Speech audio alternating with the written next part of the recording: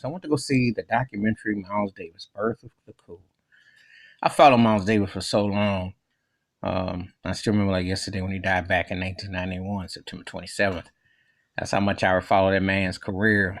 Um, he's one of the Mount Rushmores of jazz, one of the Mount Rushmores of music, period. I mean, when you think about it, he changed the course of music with the way he combined classical blues and the gospel in his style of playing. The way he would keep notes off and play ghostly, but yet its syncopation was incredible. The way he had the great talents around him. He was an incredible talent scout.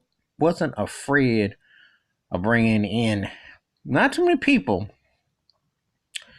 could play with a John Coltrane, with a Herbie Hancock, with a Ron Carter, with a Chick Corea, with a Tony Williams, a Wayne Shorter, a Michael Henderson, than to a Marcus Miller. You know, you just see the evolution of greatness. That's just some of them. And of course, all those great arrangements with him and Gail Evans was incredible. His album runs were incredible.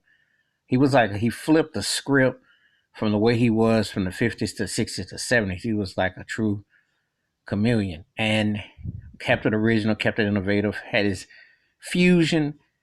Um, he had that complex thing going, and he was a very comical, serious, had a multitude of personalities within his system. And one of the things about the documentary dealt with racial aspects, the racist police, the way they beat him. Even though that kind of blue was he was kind of blue is to jazz, kind of like what I think Michael Jackson's Off the Wall was to R&B pop. It's just one of the records that you just had to have it, and you knew what it was about, you know. And I said that if there was a cat in jazz that put me in a frame of mind over Michael Jackson, I almost think their spirits are similar because they had an extraordinary expression in the language of music. And when you play music, you know what I mean. Like, you could put anything behind him, it was going to work. But Miles Davis could flip Someday My Prince Will Come from Disney, turn that Snow White fluff into like a romantic, ooh, hit you like a combination. So he had so much power, velocity, and you listen to his music, and some of the critics, like I saw Stanley Crouch in there, who Carlos Santana ate for breakfast in the documentary. They didn't get his '70s jazz fusions, but if you listen to what hip hop, dance, all different types of stuff that would come years later, electronica, all the stuff that you see now, trance, the different things that get on right now, he was doing in his music. You know, heavy on the bass or heavy on the sounds. You know, um, he was doing it. He predated that. He predated that. He had that whole. He was just like really a futuristic artist, just like his paintings, just very creative. I think it was very telling when he went to France and how he got accepted there as a black man, and then he had to come back here to America. And that was there's a lot of revelations for people who aren't familiar with him. I read so many things because, like I said, I followed this man's career. I seen him work with various artists, his takes, his feelings. What I always admired about Miles, he didn't sugarcoat how he felt.